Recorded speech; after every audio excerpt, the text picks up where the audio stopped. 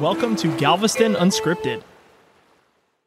Mary, I understand you're upset, but I want you to understand he doesn't need a headstone. Because if you look around this island, you see all these magnificent buildings. These are his headstone. He gave us the best of himself. His monuments are all around us. So he's not going to be forgotten. I think that's powerful. And I think if somebody just happens to be listening to this and jumping in for the first time and they're wondering, why in the heck are we talking about this guy, Nicholas Clayton? You have just laid out Nicholas Clayton's life in a way that I've never heard. People who visit Galveston, if they drive down Broadway or go to the Strand, or anywhere on this island, you're going to run into a Nicholas Clayton building and probably say, wow, that is amazing.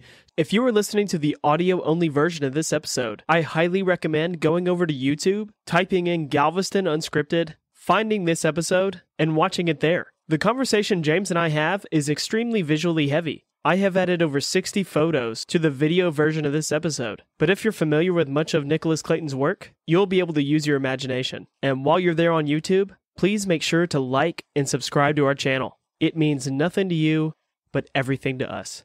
Hello and welcome to Galveston Unscripted. I have a great one for you today. I sit down with James Anderson, author of Galveston Burning, to discuss Nicholas Clayton, one of Galveston's most famous architects. So even if you're not into architecture or you don't know who Nicholas Clayton is, you do not want to miss this episode. We cover so much. And a couple of big announcements. Galveston Unscripted was awarded the Sally B. Wallace Award for Historic Preservation by the Galveston Historical Foundation. And to be awarded the Sally B. Wallace Historic Preservation Award, for me, means the absolute world.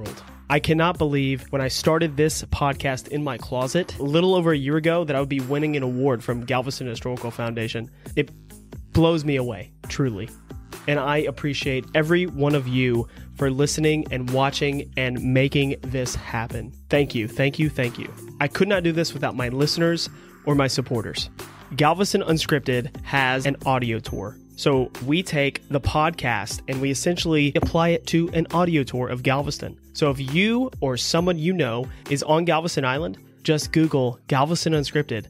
We're going to be the first one right there. You're going to hit an audio tour map, completely free, available for everyone. And if you own a short-term rental or you have a hotel, reach out to me. I will give you easy access plaques or signs or cards to give your guests or any visitors to the island an easy, accurate, historic audio tour to Galveston. Just let me know, send me an email, call me, text me, hit that link in the description. If you haven't heard, Galveston Unscripted is the official podcast of Galveston. Jump on over to visitgalveston.com/podcast and check out some of the exclusive content that we only have on this site. And make sure to like and subscribe.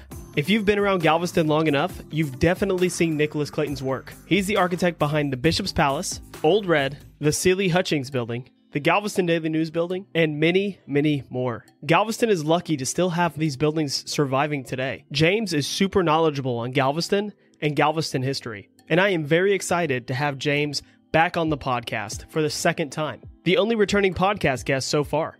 James Anderson and I sit down today to discuss Nicholas Clayton's life, his arrival on Galveston Island, and we discuss many of his famous works on the island and throughout Texas and the United States. Let's hop right into this episode with James Anderson, author of Galveston Burning, and we are going to discuss the famous architect, Mr. Nicholas Clayton.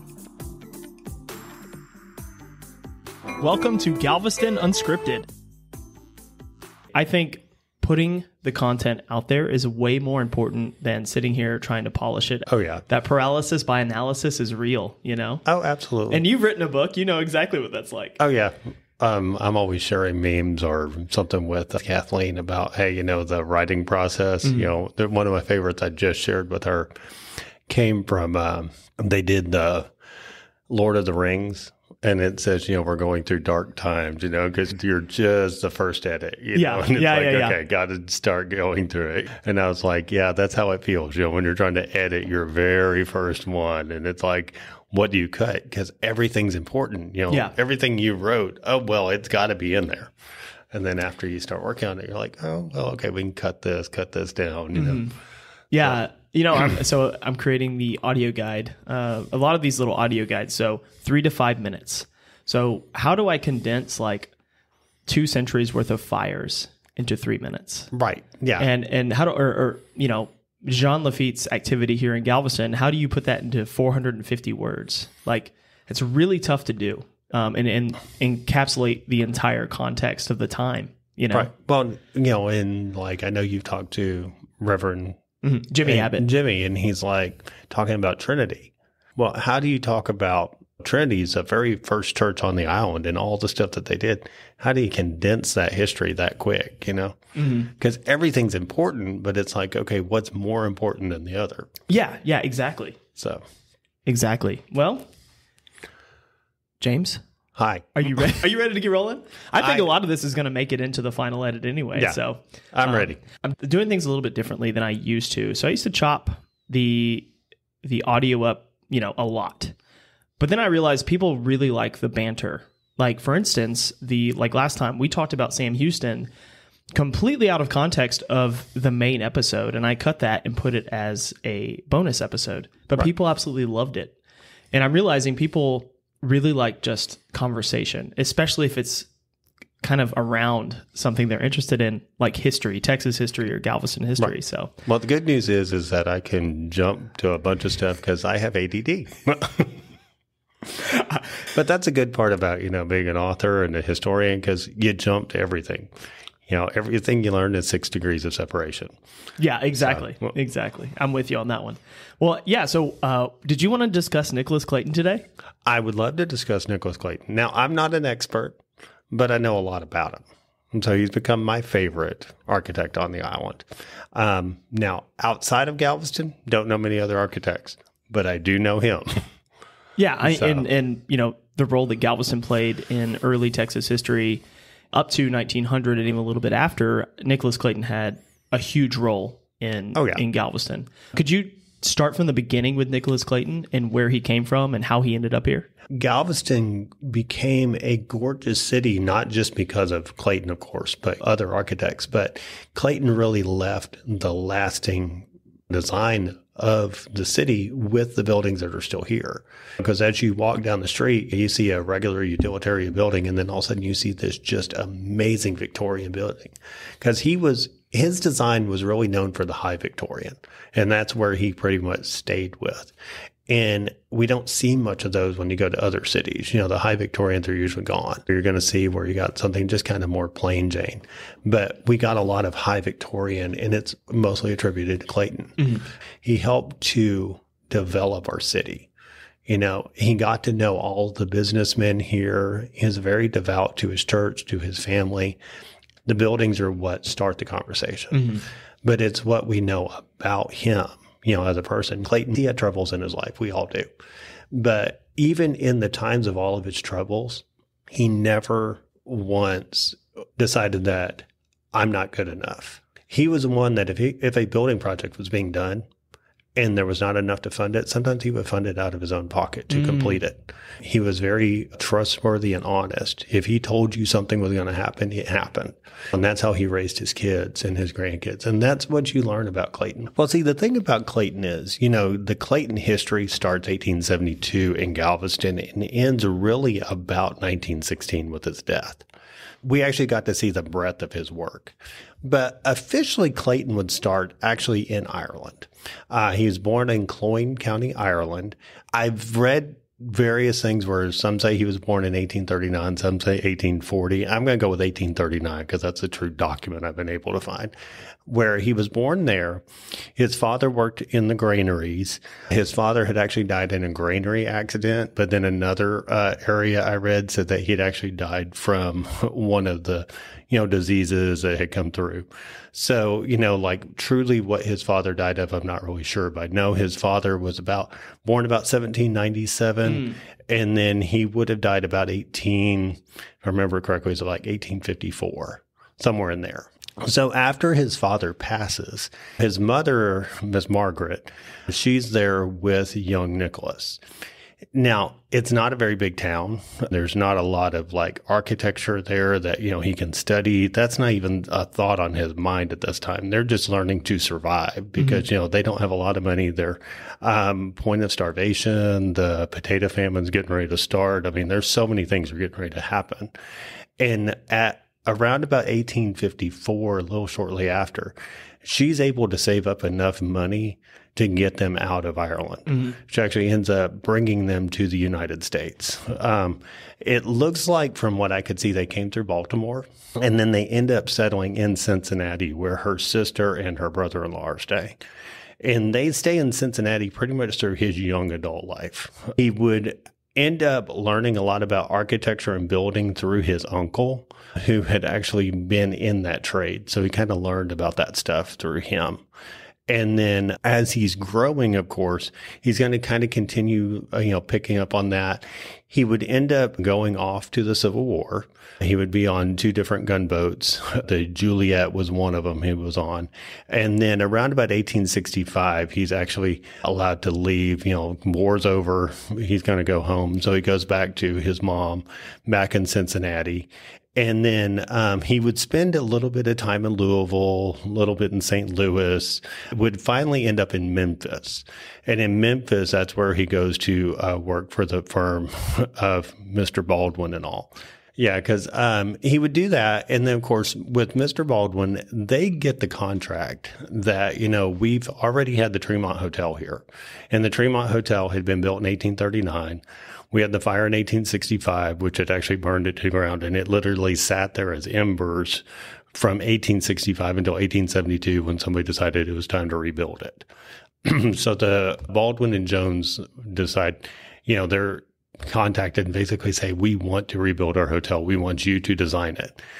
Now, Clayton has not designed anything on his own. He's always been a draftsman. So, they basically tell Clayton, we want you to go to Texas. You're going to be in charge of this contract. Now, Clayton has actually gotten here earlier. He's actually gotten here in April of 1871 and settled in Houston. Now, he doesn't stay in Houston long because we're right after the Civil War. Reconstruction's happening. There's really not a lot of work for architects. He would only stay there for about 5 months, and then he would arrive in Galveston, and then he would pretty much decide that Galveston's going to be his home for the rest of his life. And he would do his work here, mostly he was going to work on the Presbyterian Church, and he's going to work on the Tremont. Those are the 2 projects, and he's just going to be a supervisor. So the church, which is on 19th and Church Street. Yes. So he's going to oversee the construction of both of these. Now, let me paint you a little picture here. So he's arriving in Galveston in 1872. We do not have the grand train station that we see over here on Strand. In 1872, we had a much smaller station. It was still grand for the time period, but not grand like what we now have. So he's arriving actually what would be Harborside. There was no street over there. It's all train tracks.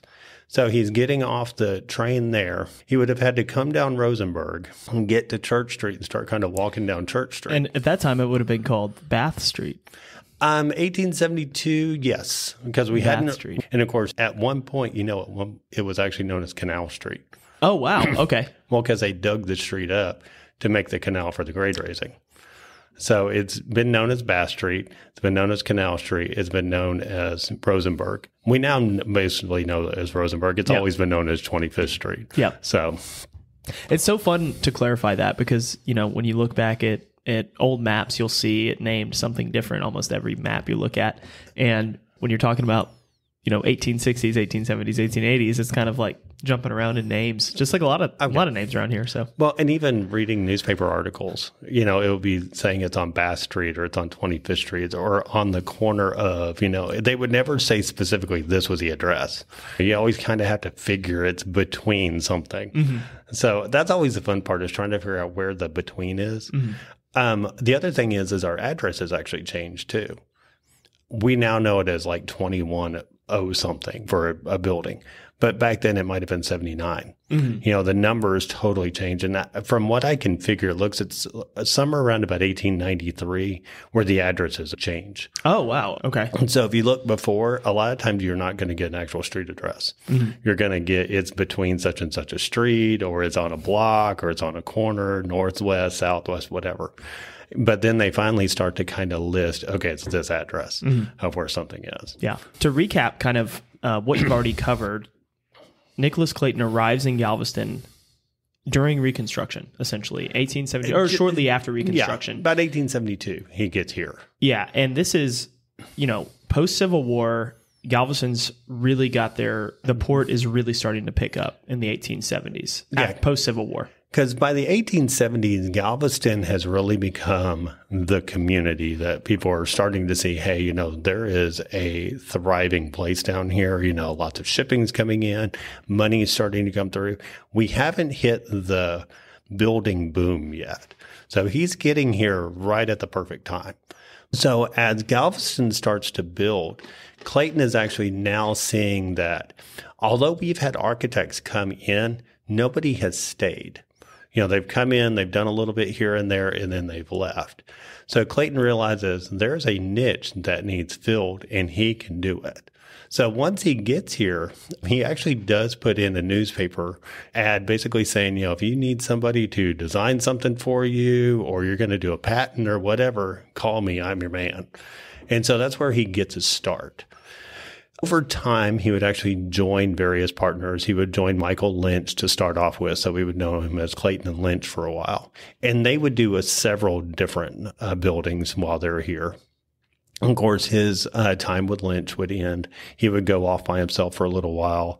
He would have another partner. I think it's Patrick Rabbit is his name. Okay. Clayton is here. He's starting to kind of see buildings are needing built. You know, they don't really have an architect.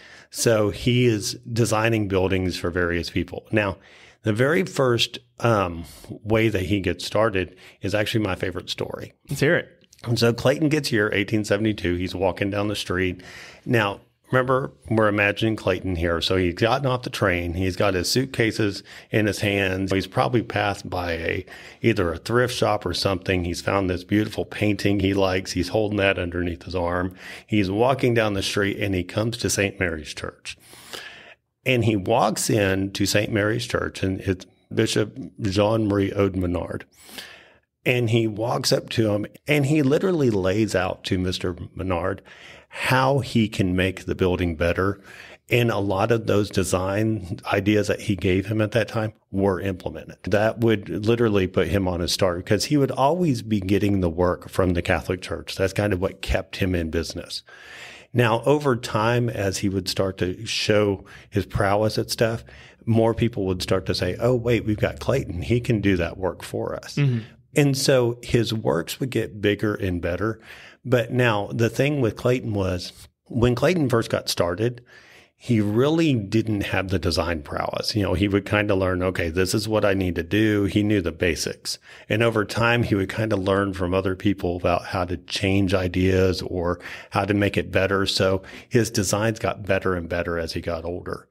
So you kind of learn from 1870 up until about the 1880s. It's kind of almost as the same design. He changes things slightly, but it's really going to stay pretty close to the same look. But in the 1880s, that's when he starts to kind of decide, okay, you know what? I've learned some basics that I didn't already know. We're going to start kind of fitting that in. We're going to change the look a little bit. And he would start to slowly over time change that look to where buildings would now start to take on a much more graceful, you know, kind of picturesque design because they were basically utilitarian first. Mm-hmm. Besides St. Mary's Church, which I'm going to throw a photo up whenever we're talking about this, St. Mary's Church, what are some of his other early buildings? There's quite a few, and most of them are gone now. Okay. So you don't have a lot of the early buildings that he did. There's still quite a few of them, and a lot of them still are even unknown. You know, there's a lot of places where we don't have the written record that shows that, hey, he was in charge of this. And a lot of them weren't really under his name. Sometimes, you know, the thing was his business partner, Mr. Lynch, was actually going out and soliciting the bids, getting people to do the work, and he's designing it. Okay. So, you know, that's where you don't really learn he's the first. But a lot of the early Strand buildings were designed by him. He would do a lot of the churches, and there were several houses and stuff that he did. Once we get to the 1880s, that's where he starts to kind of start taking off, you know, because now he's like, okay, I pretty much know this is what I'm going to do. He's kind of got a design in mind where he knows the basic form and function that he needs. And he's figured out formulas that if I'm going to build a building, if I follow this formula, I can build my building and I can adjust it to the needs of business owner. Now, you'll also learn about 1880, even into the 1890s. A lot of the buildings he designs at that time are these big, extravagant buildings on the Strand and throughout the business district. But when he goes to design the residential houses, the people that, had these big, extravagant buildings in the business district now want to scale back when they're building their residential. And mostly it's because the people who are doing the residential, it's not the men he's working with. He's working more with the ladies because they're the ones that are designing their house. Oh, okay. So he's working with the men on the Strand who are showing off all the money that we've got. But then when he's working with the ladies, they're like, we want to design it more inside. It's going to be fancier on the inside, not so much on the outside. And a lot of his work actually appeared on Broadway. So he was in charge of many of those big, massive homes that ended up on Broadway. Of course, the best being known as Gresham's Palace. It's Bishop's Palace. I call it Gresham's Palace. Yeah, so, the Gresham home. Yeah, Gresham's Palace or the Bishop's Palace. Yeah, to me, it's Gresham's Palace because it's always going to be Gresham's house. But that would be the height of his work. But what really was the height when you kind of look at his design was really Old Red. Old Red was where he really showed, I know how to construct a building, because he was throwing everything that we had at this building, and it became kind of one of the most beautiful buildings. It's built out on kind of the east end of Galveston where there's not much out there. So Galveston, early on, we've always had a hospital. Now, it hasn't been a great hospital because we had city hospitals and stuff like that would basically be open if there was money. And then would close. And a lot of them were just like little wooden barracks up on blocks, and we would have diseases and stuff that would come in, and it would kind of either run out of money or the doctors just wouldn't stay. And so it would close more than it was open. So we've known we needed a hospital. Because over time, several doctors have been in and out. And finally, it's around about 1870 or so that, the city's talking about, we really need to do something. We really need a hospital. So they decided we're going to build one. Now, they don't have any money for a hospital, so they're kind of renting out space again, kind of doing the same thing, using the same old barracks and stuff that are not really updated. Everything's outdated, but that's what we're using. So, of course, we've got all of our businessmen in Galveston are like, hey, you know what?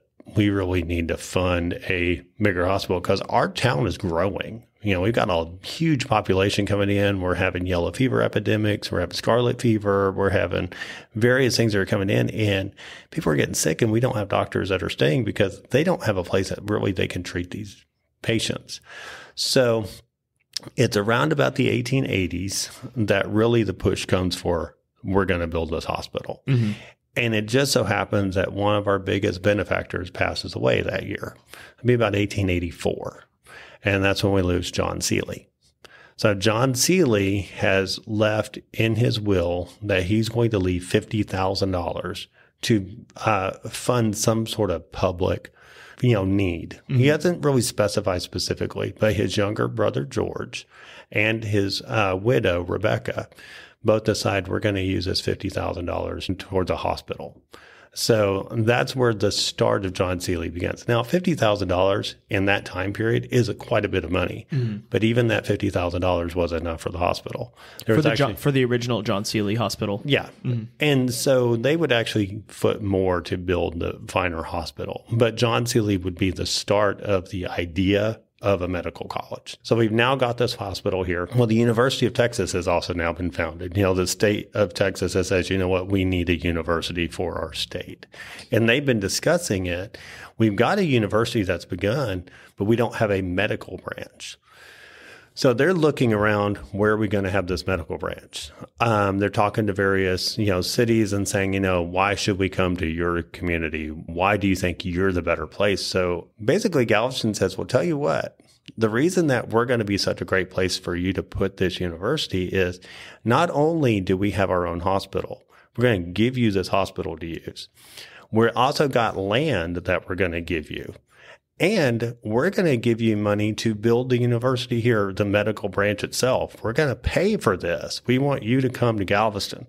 Well, there's a lot of back and forth, but eventually it's decided, hey, you know what? We're going to go there. I think it probably also helped that a lot of the original people that were part of the university, especially the medical side, were in Galveston at that point. Yeah. Ashbel Smith, one of the biggest names of the university, had a home here in Galveston. He actually lived up in at Cedar Bayou, but was in Galveston regularly. And he had seen the yellow fever epidemics and all sorts of stuff. So, he's making that push. Dr. Greensville Dow is here, and he's doing his medical journals from Galveston. So there's a lot of things that were already happening here. So people were like, Galveston is really booming. This is where it should be. So that's how it kind of ends up in Galveston. And when they finally decide we're going to build a building, the very first person they think of is Nicholas Clayton. Okay, we need to design this building, and what can you provide for us? And he gives them a bunch of various designs, and eventually we get what we call Old Red. And like I said, it would be the height. Now, what's intriguing is the Old Red that we see today, it is the original building, but the roof is not the original. The roof was actually a blue-green color. Oh, wow. Where we've got this red look, it was originally blue-green. So that's one of the only things that really changed on it, but everything else pretty much stayed the same. And that was built in, I believe, completed in 1890 or 91? Yeah. It design and all probably began about 1888. Okay. But like actual beginning to start working on getting it built would be about 1889, completed 1890-91. And survived the 1900 storm. And I know it used to have a nice, huge point on the top that was actually knocked down during the 1900 storm. Yeah, there was actually quite a bit around that building at the time. Now, it was all still pretty much visible because Strand used to cut all the way through. There was nothing blocking it. So you could go from, the railroad train station all the way down to the hospital with nothing blocking it. Yeah. Of course, now that's been filled in. And most people don't even know where Old Red is because it's so hidden by buildings. Yeah. Yeah. Well, UTMB, I mean, that major university has expanded and built up all the way around it. So it's it's hidden. So it's this little hidden gem. Well, and the John Seeley Hospital was another Clayton building, and the original building he designed was actually torn down in they started adding on to it about the 1940s. And then by the 1960s, they demolished the original building and then created the new building. And of course, we've added on to that since. Yeah. So, Clayton's design isn't there anymore. But also we had St. Mary's, which was there too. And St. Mary's was pretty much across the road. And it was a beautiful Clayton building as well. So Clayton's work was all over the island. No matter where you went, you were going to see Clayton's work. But the thing is you saw all these big, beautiful houses created by Clayton. But if you were to go to his house, it wasn't a big, beautiful house. It was actually a much smaller, kind of, less pretentious style home. In fact, when he moved to the island, he actually first lived in a small house around about Avenue L and 36th Street with his mother. And his mother would get here about 1873. So he gets here in 1872. He brings his mom about 1873, and they would stay together for a little over 20 years. Oh, my gosh. Same house. He's enjoying bachelorhood, growing his career. And then he would, of course, marry about 1892, marry Lorena Ducey, and she was originally from Natchez. And so they get married, and they're actually married, if I remember correctly, at St. Mary's. So that would pretty much be his home church. Okay. And so after they get married, they take a month off, go to Mexico. And they are honeymooning in Mexico, and he is actually drawing the beautiful churches of Monterey, and so that's kind of where he's getting his ideas and stuff, because he's been seeing all these beautiful buildings all over, but that's where he can get some of his ideas. Come back to Galveston. This time they move a block away from his mom. Same street on Avenue L, but they now move to 35th Street. Okay. And they move into the old George Wall house. And they lived there for pretty much his entire lifetime, even until the death of Mary in 1944. They stay in that house. So from basically 1892 till 1944, that's their home. And they would raise 5 children in that house. Now, that's also where his career would kind of start to take the nosedive. In the 1890s, after he gets married? It would officially be around about 1896, 97, it starts to kind of get the hit. It would be truly around about 1899 that's when his career starts to go downhill. Now, also, a lot of that's due to the fact that the building boom of Galveston's kind of ending. You know, there's a lot of construction still happening, but a lot of those early families that were using him for all their work are now having these younger architects are coming in, and these younger architects are friends of the kids of all these families. So, of course, they're kind of taking these contracts away. But as they're taking those away, of course, you know, you've got Mueller, who has gotten a lot of the big contracts. Because one of the things was Henry Rosenberg, you know, had passed and left quite a bit of money to build all sorts of big, beautiful buildings here on the island. And Clayton, out of all of that, only got one, and that was Grace Church. You know, so he didn't get the big contracts like he was expecting. When Sacred Heart was damaged in the 1900 storm, he wasn't asked to come back and rebuild the church. You know, he lost that contract, which would have been a huge boom for him. But the one that really kind of got me, you know, it makes you kind of really start to feel sorry for Clayton when you start realizing what's going on. It's around about 1896. The city and county have decided we need a brand new courthouse. You know, people have been saying, oh, well, no, we'll just reuse it. You know, we don't really need it. Let's save some money. But finally, the county says, okay, no, it's time. We need a new one. So they do a contest of who can come up with the best design. 17 different architects submit designs. Wow. Clayton is chosen because he has the lowest bid, $175,000 to construct this building. Now, the thing about Clayton at this time is, and this is when he's with Mr. Rabbit, is that his $175,000, not only, you know, as he's submitting, it's going to be $175,000, he's already solicited bids out to the various contractors of where I'm going to get the materials from. He knows the pricing on everything. He's looking at all of it, and he's submitting that with them. So now, after he does that, he submits it, and they look at it. There's several architects that have been chosen to be in the contest. He wins the first bid for it. But now the county says, look, if you're going to get this bid, we want you to put a $25,000 bond down. He's not had to put a bond for any building down at this point. So this is kind of unheard of for him, because he's like, well, why do I need to put a bond down there? Well, we want you to promise that when this building's built, it's going to cost $175,000. Now, he's like, well, but what if things change? You know, what if the price of something goes up? He's like, I'm going to have to adjust for these changes. And they're like, no, $175,000 has to be built for. Well, he's not willing to put the bond down. So they say, sorry, we're not going to take your design. So several months later, about 1897, about March of 1897, another contest is held. This time, there's only about 8 architects. Again, his design is chosen because he has the lowest bid. And again, they say, if you were going to take your design, you have to put the $25,000 bond down. So he finally decides, you know what? Okay, I'm going to do the bond. So puts a $25,000 bond down. Now, unfortunately, he has to go out of town. So he's going to Tampa to work on one of the churches that he's got. And while he's out of town, of course, Mr. Rabbit is talking to the commission about, you know, the design, kind of getting the nitty gritty of what they're going to need done. And while they're discussing it, the commission, one of the commissioners, Mr. Davidson, is really making things hard for him, because back and forth, back and forth, back and forth. And he pretty much is telling that Mr. Rabbit that numbers aren't matching up.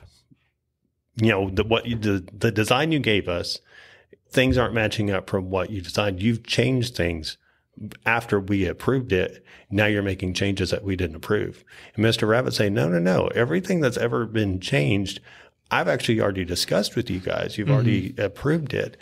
He goes, there's only one on my error that I made that wasn't approved. However, you know, we will adjust for that. And so lots ensues. And what ends up happening is they lose the bid. So his design is rejected a second time. And this is also about the same time that now Clayton is required to pay the $25,000 bond. Oh, no. So 1897, he's still got work coming in. So he's still doing pretty good in 1897 up until about 1899. Now, Clayton has started to fight this because he's like, you know what? We've not lied about anything. We said this is what was going to happen, you know, and y'all accepted it. And now you're saying it's not. So he actually, besides fighting it here in Galveston, he would take it to the Texas State Supreme Court, finally in 1899.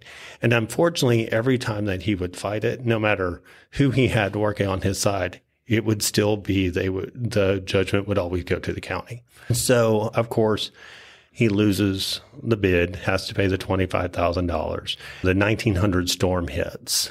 So much is lost and devastated that he takes a financial hit. So around about 1899, that's also about the same year that he and Mr. Patrick split. Patrick goes on to do his own some stuff. So now Clayton has lost that bid. He's had to pay the $25,000. He's not getting the commissions like he used to. And with all that, so around about 1903, that's when he has to declare bankruptcy. Oh, no.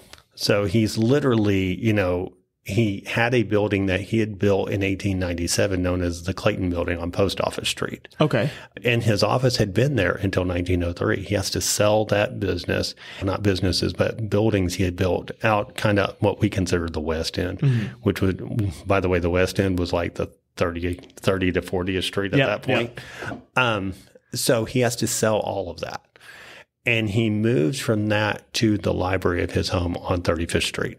And that's where he would have his office from about 1903 till his death in 1916. And so Clayton would pretty much continue working from there. Now, another thing would happen in 1903. There's a fire in Austin at St. Edward's University.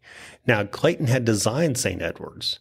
And so he takes his entire family for 6 months. They moved to Austin. And he is there in Austin overseeing the rebuilding of the deal, probably because it's cheaper. Having already declared bankruptcy, you know, he can't afford to be paying for multiple places for them to stay. So they kind of all go out there, stay there for a while, and then, of course, return back 6 months later. And over time, things just go from bad to worse. You know, about 1907, we've got the grade raising, which is occurring, and they're now raising over by his house.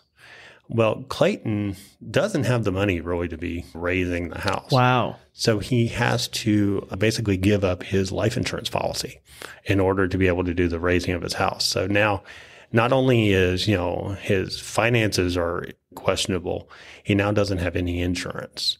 And so now he's still getting little things here and there, but it's mostly just kind of like maintenance on stuff he's already done. His biggest work, the last real big commission that would occur would be in 1910. And that would be the dome for Sacred Heart Church. He would actually design the dome. Now, an interesting story was that his daughter, after the hurricane of 1915, he would walk from his house on 35th Street 20 blocks down to Sacred Heart Church. At about 75 years old, he climbs up to the roof and walks around the roof and inspects the dome to see if there's any damages, in which there isn't. But that would kind of be his last major thing that he would do. Then sadly, he's at his house and he's checking because, you know, it's an older house, and he's checking for any damages, and he's checking for a crack against the flue of the fireplace. And while he's checking it, his sleeve catches fire. And that causes 3rd-degree burns up his arm, even onto his back. And through that, he would actually end up getting very ill. And that would be what would ultimately take him in 1916. So, you know, we lose him kind of in the latter part of his life when things were going into the worst part. And, you know, his family, where all of the books I read, they kind of mostly focus on him and his construction. They don't really focus on his family. So he had 5 children. We had Nick Jr., we had Daniel, we had Mary, we had Teresa, and then John. You have just laid out Nicholas Clayton's life in a way that I've never heard. Of course, I'm always seeing these buildings and people who visit Galveston. If they drive down Broadway or go to the Strand or anywhere on this island, you're going to run into a Nicholas Clayton building and probably say, wow, that is amazing. So you've laid out his life in a way that I've never heard. And you've obviously done so much research to be able to tell us all this.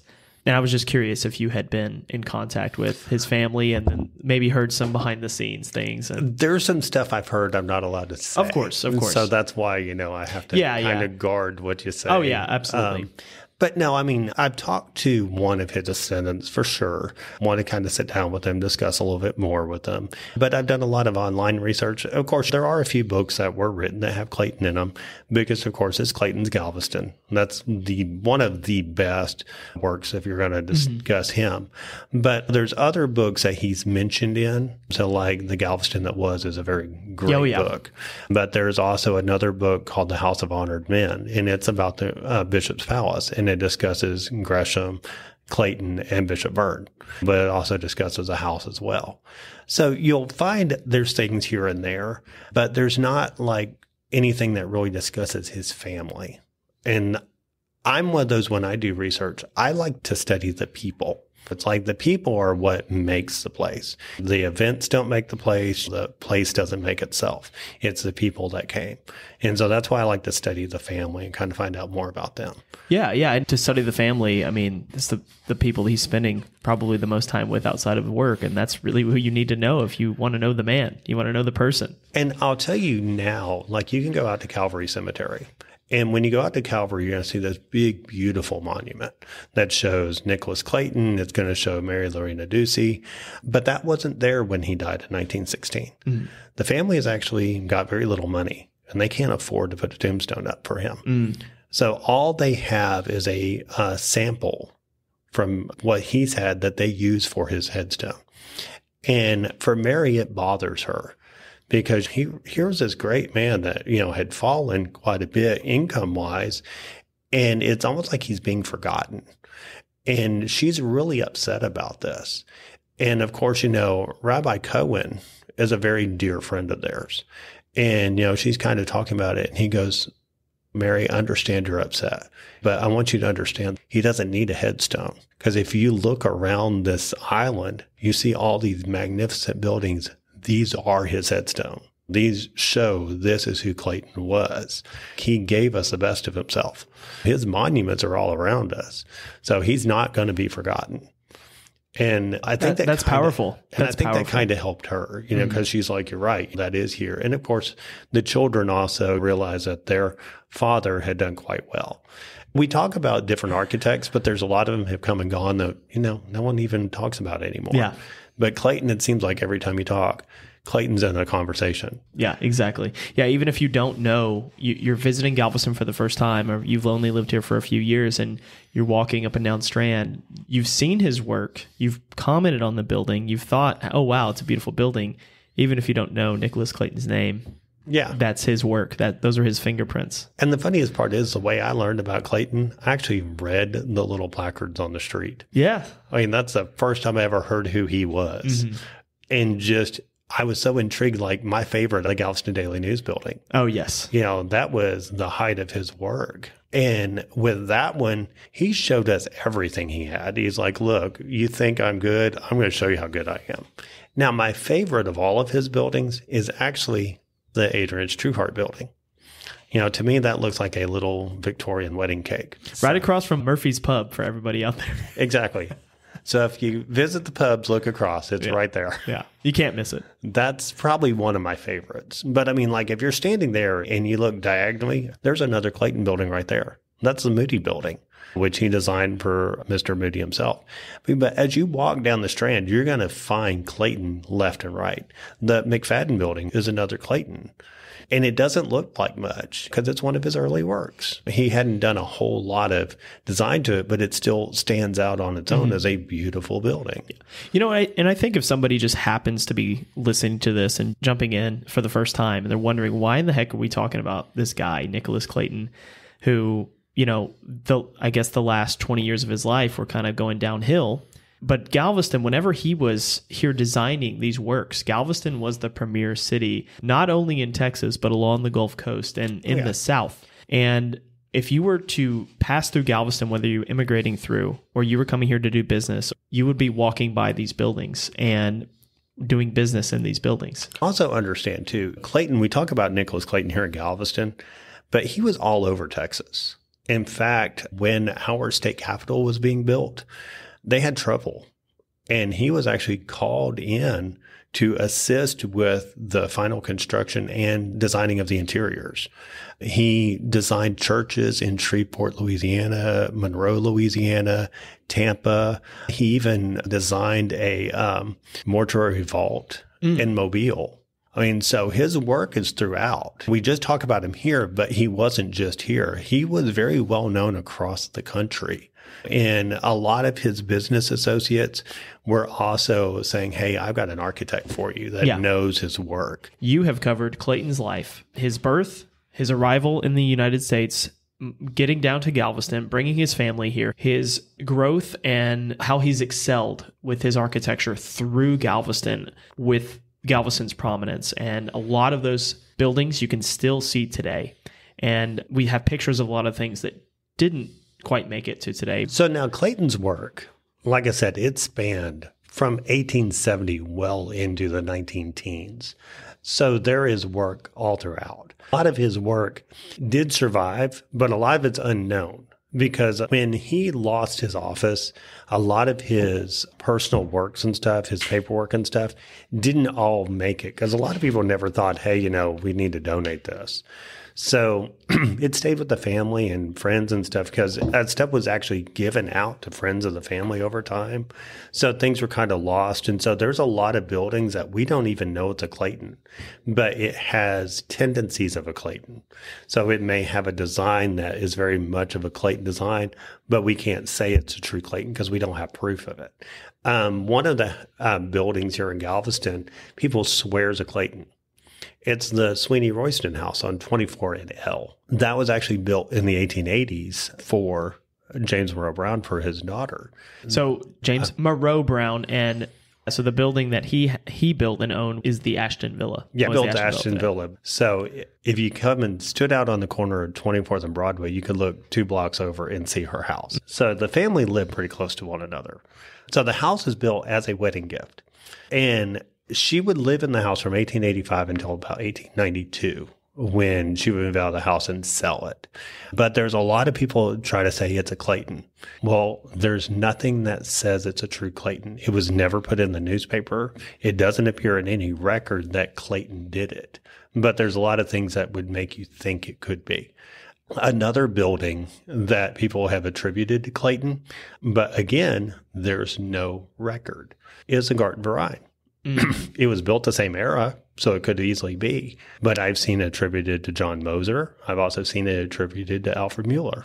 But again, no record truly states it's his. So, there's a lot of stuff we may not know is a Clayton. So there may still be some stuff out here that we may have a larger portion of his buildings that are still unknown. But getting back to it, the 1900 storm, well, actually back up a little bit more. So Clayton arrives in 1872. We have a huge fire on the Strand in 1877. So a lot of buildings are destroyed in the fire of 1877. We had several different hurricanes that would come through. We had lots of flooding that hit the island. Demolition would occur because people are like, hey, I want a bigger, grander building. We're going to tear down what I've already got, build something better. So a lot of that's what really caused us to lose quite a bit. Galveston, around about the 1940s is when Galveston is really starting to lose its prominence. Because the 40s, we were still doing well. We had our military base here. We still had the busy port. Everything was still going. But by the 1940s, we're starting to go on that downhill slope. And so the finances, a lot of those busy industries that were here are being torn down. A lot of those family homes are now just getting very run down. The families that originally owned them, it's their children, grandchildren, great-grandchildren now still own this, and they don't have the money to maintain them. So a lot of them decided to sell and tear it down and build something smaller. So that's where we lost a lot of it. But at the same time, that was kind of the blessing too, because in the 1960s, where we lost quite a bit, we also preserved quite a bit because people didn't have the money to tear it down and nobody wanted to spend a fortune in Galveston at that point. So we preserved quite a bit. So in the 70s, that's when Galveston is brought back into the forefront because that's in the 70s. That's when now historic preservation is now starting to really take off. It's not nationwide yet, but it's getting there. But the fingers pointed at Galveston saying, hey, look, there's all these historic buildings here. And so that's when Howard Barnstone comes down and does his Galveston That Was, when he starts to highlight all these amazing buildings that are here, talking to the original families, getting original histories. And that's when the preservation movement takes off. So in 1977, we start preserving a lot of the buildings. The Galveston Historic Foundation is stepping in. They're starting to try to purchase and preserve. One of the very first ones that they ever did was actually Ashton Villa, because it was slated for demolition. Oh my God. I can't imagine that being demolished. I mean, it was the first brick house built on Broadway in 1859, and Elmina Shrine had it. And Elmina Shrine is like, we need a new temple. And we're in an old building that we really can't do anything with. So they put it up for sale for $200,000. Well, nobody in about 73 is going to spend $200,000 on a building. And so the city of Galveston steps in and actually purchases Ashton Villa. And then they deed it to GHF for $1 a year to maintain it as a house museum. And that's where the start of the Galveston Home Tours begins, because they're trying to restore the gold room. So yeah. And my conversation with Maureen Patton at the Grand, this is exactly what we touched on. It was historic preservation kind of getting its start, its kickstart in the early 1970s. So at that same time, you have the Grand, they're getting up and running. The Alyssa's getting up and running. GHF is really, really getting up and running with this historic preservation. Yeah. So the Galveston we know today got its true start in the 70s. We already had the fabric was here. We just didn't know it. Sitting on a gold mine. Yeah. We had people that had come in that decided, you know what, we need to preserve what's here. So a lot of people were starting to finally say, hey, look, you've got this Victorian town down here that still has 80% of that is still here.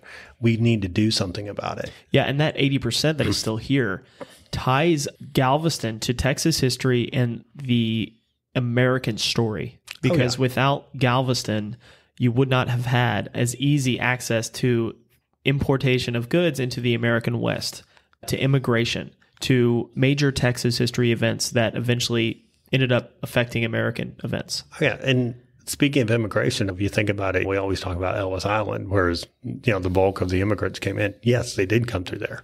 Came through Baltimore, they came through Philadelphia, various places like that. But Galveston was a major immigration port, and a lot of the Jewish population came through here. And that was actually a push by Rabbi Henry Cohen to have them come in. And that was like 1904. He's pushing to have Galveston because we're a direct line to the middle of the United States, which is not really settled at this point. So, Galveston has become a strategic point for not only industry, for immigration. It's building America. And Galveston, every time I would give a tour, I'd always say, in my mind, Galveston is the center of the universe. We pretty much all branch out from here. Yeah. It's interesting, and one reason I started this podcast, I know I've repeated it a million times, is growing up here in the 90s, Galveston was known, had this stigma for being like a dirty little beach town. But growing up and driving all through these old districts and seeing these fascinating homes and buildings, knowing that they were once important and knowing that they were there for a reason, I knew Galveston had something. So whenever people would say something just negative about Galveston, I would be like personally offended, to be honest.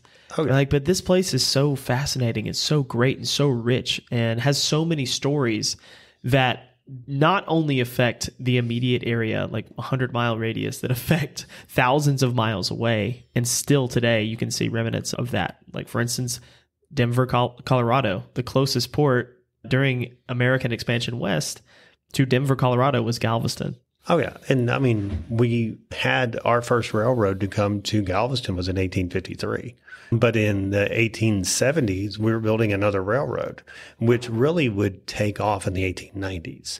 because of the Sealy family. And that was in Gulf, Colorado and Santa Fe Railway. We had the Galveston, Houston, and Henderson, which connected Galveston to Houston. But because of yellow fever epidemics and stuff, Houston was so afraid that we're going to bring a disease into Houston that they would stop all of our traffic and say, you can't come through. And we're losing money that way. So we decided we're going to build around Houston. So we built the Gulf, Colorado, and Santa Fe Railway. And the goal was we really just wanted to be able to get our stuff out of Galveston. And we eventually connected with one of the largest railroads at the time, the Santa Fe Railway. Originally, it was going to go to Santa Fe, New Mexico. And they ended up taking it up into Kansas, and connected in Kansas. And well into the 60s, even by 1976, when the last train would leave Galveston, it was still known as the Gulf, Colorado, and Santa Fe Division. Okay. They were still known as that, even though it was the Santa Fe Railway. We were known as the Gulf, Colorado, and Santa Fe Division. And so a lot of our towns developed because of that. As you can see, I know a lot about Galveston.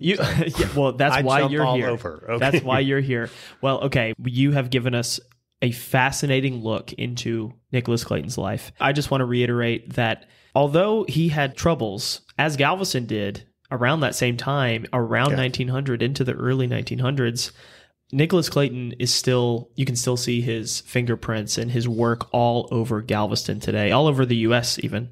My thing is Clayton left us an amazing legacy that had it not been for him, we wouldn't have some of these amazing buildings here. We wouldn't be as prominent of a city as we are. A lot of people come here because of the Clayton buildings, because they're like, oh my God, these are just gorgeous. And if you think about it, this was a man that came from Ireland that had gone to parochial schools. He was learning things over time from family members, from friends and stuff. And then he was just showing what he had learned. Clayton was an amazing man.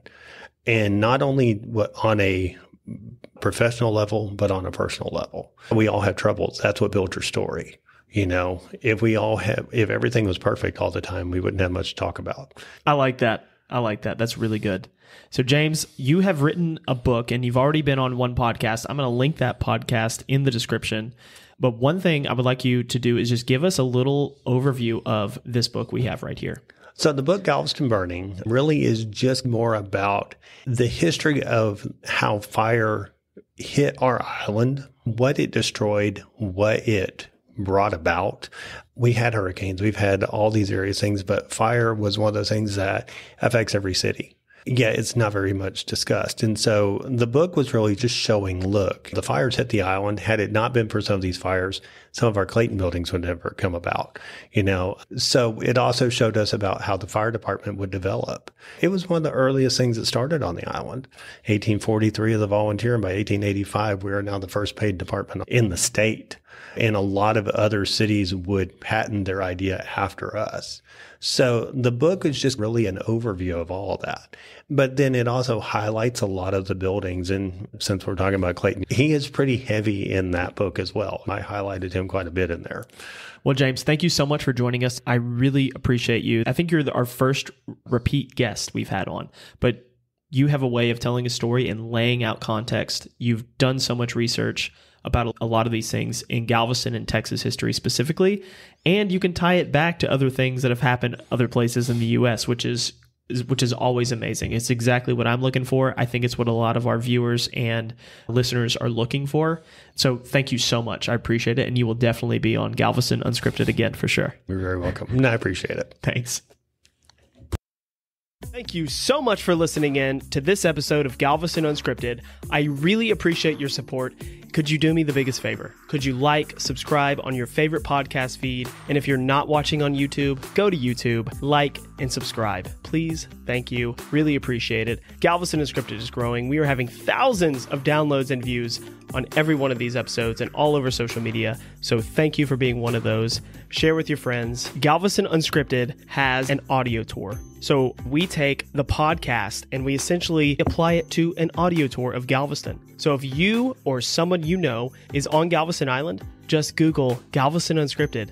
We're going to be the first one right there. You're going to hit an audio tour map, completely free, available for everyone. And if you own a short-term rental or you have a hotel, reach out to me. I will give you easy access plaques or signs or cards to give your guests or any visitors to the island an easy, accurate historic audio tour to Galveston. Just let me know. Send me an email. Call me. Text me. Hit that link in the description. Thank you for helping me preserve Texas and American history and starting it all right here in Galveston, Texas. For historic resources or more information, check out the episode description.